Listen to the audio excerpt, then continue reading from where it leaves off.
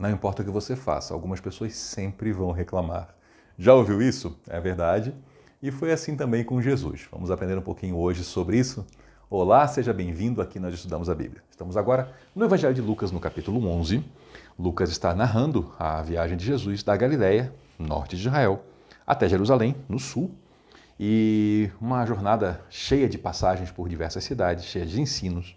Então, no ponto que nós estamos, capítulo 11, estamos agora no verso 14, lemos que Jesus estava expulsando um demônio. Esse demônio fazia com que a pessoa possuída ficasse muda. Jesus expulsou o demônio e o que era mudo falou. E a multidão ficou admirada com isso. Curiosamente, hoje, 2000 anos depois, há pessoas que, ao mesmo tempo que afirmam sua crença em Jesus, afirmam que crer em demônios é coisa de gente ignorante. E é curioso porque a crença em Jesus que nós temos é derivada da Bíblia. Faz 2000 anos que Jesus passou por aqui fisicamente, por esse mundo. Então, nós temos a Bíblia como a nossa fonte de conhecimento. E nessa fonte de conhecimento está escrito que Jesus expulsava demônios. Então é curioso que alguém diga que ao mesmo tempo acredita em Jesus, mas não acredita naquilo que ele fazia. Ele convida a ler as Escrituras e a aderir ao conteúdo das Escrituras para que esse conteúdo transforme a sua vida. Então, Jesus, nesse momento que ele expulsa esse demônio, as pessoas se admiram, mas alguns, entre as pessoas que estavam ali, eles começaram a dizer assim, olha, ele está expulsando o demônio, que não dava para negar, não dava para negar o fato, o mudo falou. Ele está expulsando o demônio, mas na verdade ele está fazendo isso porque ele é um agente do príncipe das trevas, Beelzebul. O nome Beelzebul é derivado de Baal-Zebub, o senhor das moscas. Era uma divindade ali da região de Canaã. Canaã é o nome daquela terra de Israel que se usava antes do povo de Israel chegar lá. Então, aquela divindade cananeia, o senhor das moscas, era um culto terrível, tinha sacrifícios humanos, era uma coisa bem perversa. Então o pessoal passou até a se referir àquilo ali como o próprio diabo, Satanás, Baal-Zebub, Beelzebul. E aí disseram, olha, Jesus está expulsando demônios, é porque ele está aí em aliança com Beelzebul. E aí Beelzebul dá poder para ele para expulsar os demônios. Jesus conhecia os pensamentos das pessoas, não só as palavras. Então Jesus, conhecendo os pensamentos deles, aqui eu já estou no verso 17, ele falou o seguinte, olha, todo reino dividido contra si mesmo, ele vai entrar em ruína. Uma casa dividida contra si mesmo, ela vai cair. E por que ele falou isso? Porque ele disse, olha, se Satanás está dividido contra ele mesmo, como é que o reino dele pode subsistir? E o reino dele continua, então ele não está dividido contra si mesmo. Não há uma guerra civil entre os demônios. E o Senhor falou assim, estou dizendo isso porque vocês estão dizendo que eu expulso demônios por Beelzebul. Mas se eu expulso por Beelzebul, por quem os expulsam os filhos de vocês? Porque dessas pessoas que estavam ali criticando Jesus, muitos que eram discípulos de fariseus, discípulo também é considerado uma espécie de filho, e até filhos mesmo, biológicos daquelas pessoas, tinham se tornado discípulos de Jesus e tinham viajado pelo país expulsando demônios em nome de Jesus. E o Senhor falou, e aí? E os próprios filhos de vocês, por quem expulsam os demônios? E o Senhor falou mais, esses vão ser juízes de vocês, eles vão julgar vocês. As ações deles julgam vocês, Mas o Senhor fala assim, mas se é pelo dedo de Deus que eu expulso demônios, então chegou o reino de Deus. E a conclusão lógica era que tinha que ser pelo dedo de Deus. Por quê? Porque só Deus se opõe, só o reino de Deus se opõe às trevas.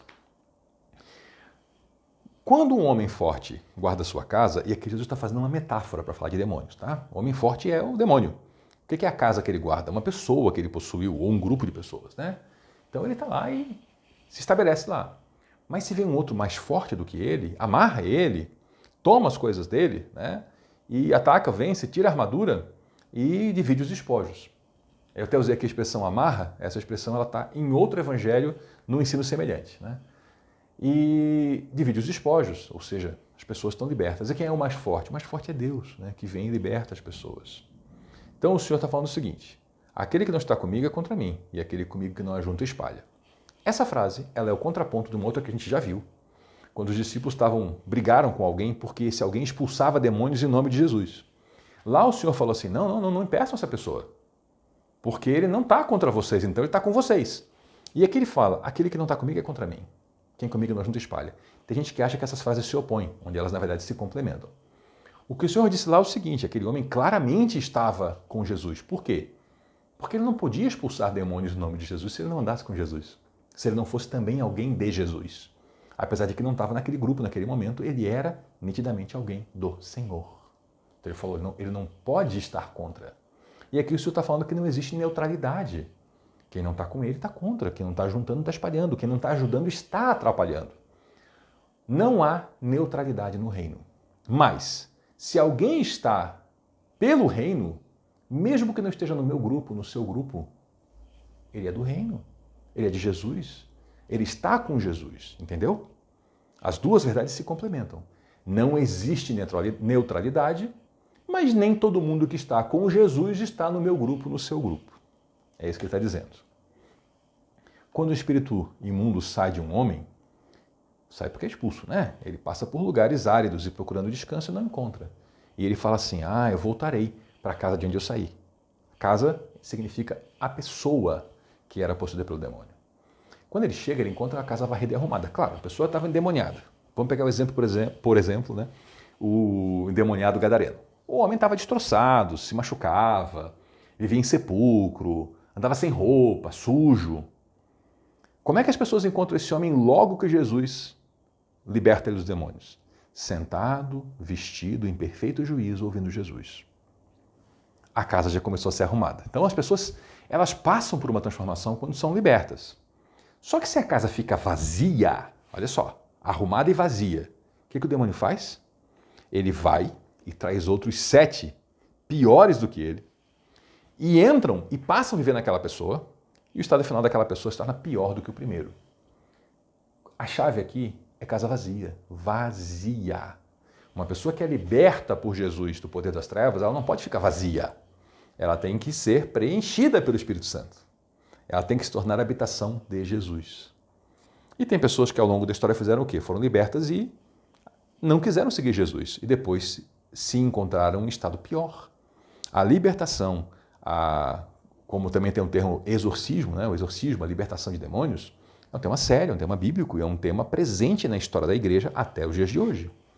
E quem é liberto tem que fazer o quê? Se arrumar e encher a sua casa com o Espírito Santo, andar com Jesus, senão o seu estado se torna pior do que era.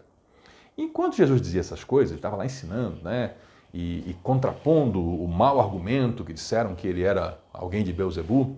E aí uma pessoa, uma mulher da multidão, ela ouviu isso e ela resolveu fazer um elogio, né? Ela resolveu dizer alguma coisa. Feliz é a mulher que te deu a luz e te amamentou. E o Senhor Jesus falou assim, olha, antes disso, mais importante do que isso, felizes são aqueles que ouvem a palavra de Deus e obedecem.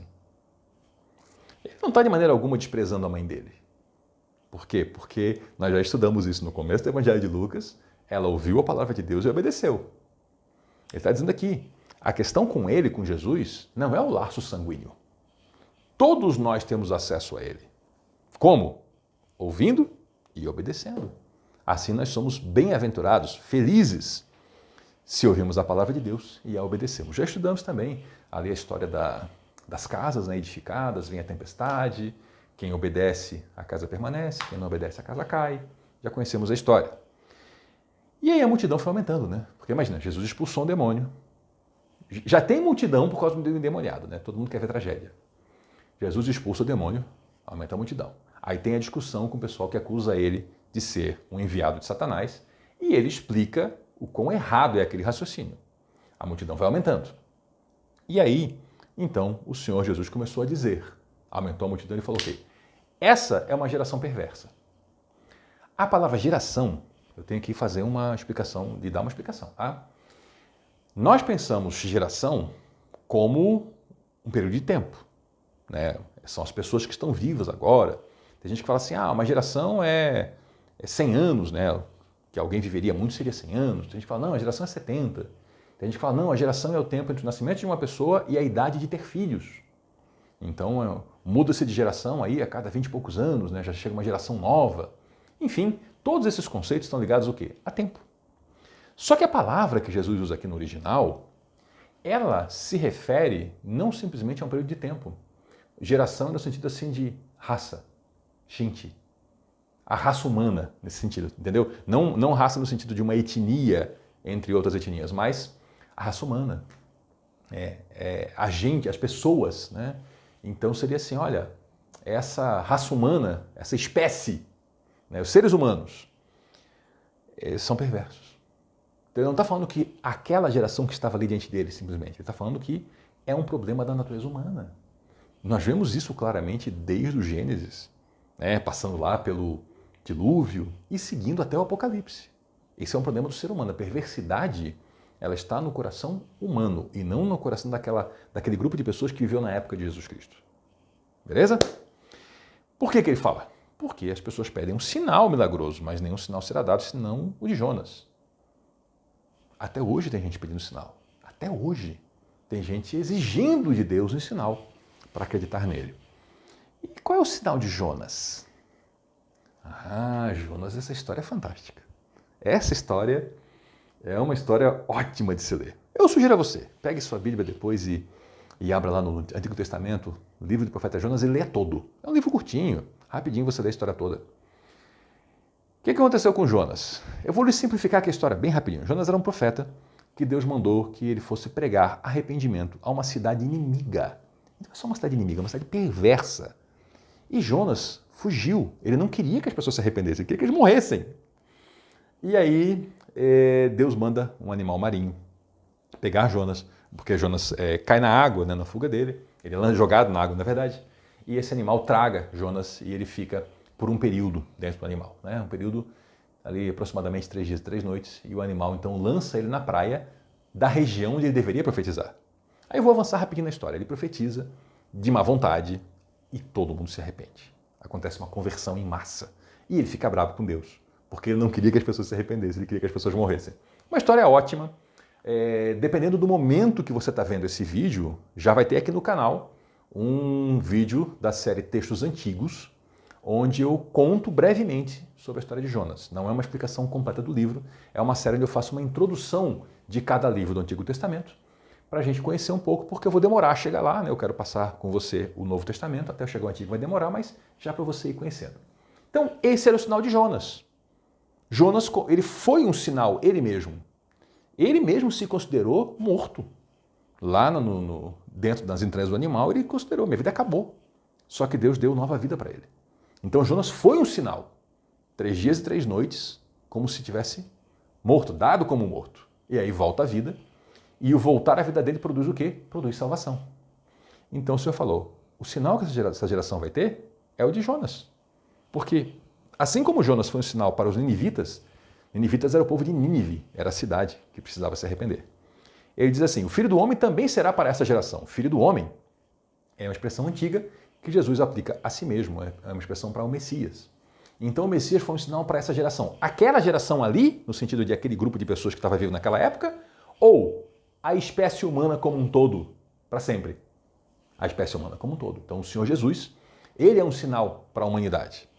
E ele fala assim, ó, a Rainha do Sul vai se levantar no juízo com os homens dessa geração e os condenará, porque ela veio dos confins da terra para ouvir a sabedoria de Salomão e está aqui quem é mais do que Salomão. E que história que é essa? A Rainha do Sul é uma história muito, muito boa. Essa história aqui eu acho que valia um vídeo inteiro para ele contar os desdobramentos dessa história, porque ela acabou no século XX. Acabou não. Ela ainda teve capítulos no século XX, a história não acabou. É uma rainha africana que foi conhecer a terra de Israel por causa da fama de Salomão. E quando ela voltou para a África, para a região dela, ela levou uma comitiva enorme de gente de Israel. E eles fundaram uma colônia de Israel na África que se perdeu o contato, mas foi redescoberta e no século XX eles foram resgatados, porque havia uma situação de guerra civil lá, e eles hoje moram em Israel. Então, se você tiver curiosidade, pesquise aí. A Operação Salomão aconteceu no século XX agora, uma história fantástica. Mas, o que aconteceu? Ela veio de uma terra distante, porque ela ouviu a fama de Salomão. E ela achou aquilo tudo tão maravilhoso que ela quis viver a religião de Salomão. E ela pediu, manda gente tua comigo, manda sacerdotes, manda gente para ensinar meu povo o caminho de Deus. Percebeu aqui uma transformação de vida nessa rainha, Rainha do Sul? E o Senhor falou, aqui está quem é maior do que Salomão. Jesus era muito maior do que Salomão. Ele era absolutamente maior. Por quê? Porque ele é o Senhor da vida. Ele é o rei, ele é o Senhor. E ele fala mais, os homens de Nínive vão se levantar no juízo com essa geração e condenarão essa geração. Por quê? Porque eles se arrependeram com a pregação de Jonas. E olha, foi uma pregação rápida, uma pregação mal feita, de um dia. A Bíblia fala que a cidade levava 3 dias para ser atravessada a pé. E Jonas pregou em um dia. Ele quase atravessou correndo aquela cidade. E as pessoas se arrependeram. E o Senhor Jesus falou, aqui está quem é maior do que Jonas. Então vejam que o Senhor está mostrando personagens históricos que provocaram impacto e que aceitaram o impacto da palavra de Deus em si e que eles vão se levantar no dia do juízo com toda a raça humana. E a conversão dessas pessoas... Sim, é trovoada. Aqui também chove. A conversão dessas pessoas, ela é um testemunho contra a dureza de coração dos demais. E Jesus Cristo está afirmando isso sobre fatos antigos, fatos históricos. E aqui eu quero aproveitar, puxar uma coisa interessante. Há cristãos, pessoas que se dizem seguidores de Cristo hoje, que dizem que histórias como a de Jonas são fábulas. Jesus Cristo estava citando a história de Jonas como uma história real. Veja que dizer que a história de Jonas era apenas uma fábula é dizer que Jesus Cristo estava errado. Está percebendo? Tem uma série de estudos muito interessantes que a gente pode procurar na internet, tem livros sobre isso, em que mostram falsas crenças dos dias de hoje que são arrasadas pelo ensino direto de Jesus. Como, por exemplo, essa crença, não, Jonas é uma fábula, né? Jesus acreditava na existência de Jonas. Aliás, foi ele que mandou Jonas pregar, ele é o próprio Senhor, né? Então precisamos ter esse entendimento de que a Bíblia, ela tem conteúdo real para nós. Nem tudo que está na Bíblia, é claro, é para ser interpretado literalmente. Jesus mesmo contou muitas parábolas, né? Parábolas era uma história que ele criava para ensinar alguma coisa, então obviamente não era literal, ali havia uma figura de linguagem para ensinar algo superior, mas tem gente hoje se achando muito inteligente, assim, infelizmente isso não é inteligência, né? Tem gente se achando assim muito superior e, eu não vou acreditar nisso aí, né? Acreditar nisso aí é para pessoas ignorantes, né? E aí estão chamando Jesus de ignorante, porque ele acreditava nisso, ele tratava isso como verdade. Jesus tratou a criação do homem como verdade. Ele falou que quando Deus criou o homem e a mulher, ele fez os dois um para o outro. Então ele acreditava na criação do ser humano e não que o ser humano surgiu espontaneamente por uma série de processos independentes da vontade de Deus. E muita coisa que ele falava, por exemplo, ele falou no dilúvio, né? Ele falou das pessoas que não se arrependeram naquela época. Então nós precisamos ter esse coração aberto para ler as Escrituras, buscando sim interpretar o que é metafórico, como parábola, por exemplo, mas entendendo que existem conteúdos na Bíblia que podem estar sim além da nossa capacidade de entender e que precisamos de estudar mais, e de novo, para então alcançarmos uma compreensão e talvez a gente não alcance. A arrogância humana, ela é tal que o ser humano se põe como medida de tudo. Então a pessoa se considera plena e se ela não compreende um texto, então o texto está errado. Nós temos aqui um livro escrito ao longo de quase 2 milênios, que foi concluído há 2 milênios atrás, escrito por mais de 40 pessoas em condições culturais muito distintas e validado por gerações e gerações. E agora, no século XXI, tem pessoas que vão lá, olham isso aqui e falam coisa de gente ignorante. Não caia nessa conversa, não seja você também um dos que se perde pelo caminho, se achando tão superior que não consegue enxergar debaixo do seu nariz a verdade. Muito obrigado por nos acompanhar até aqui. Volte na próxima, porque aqui nós estudamos a Bíblia. Até lá!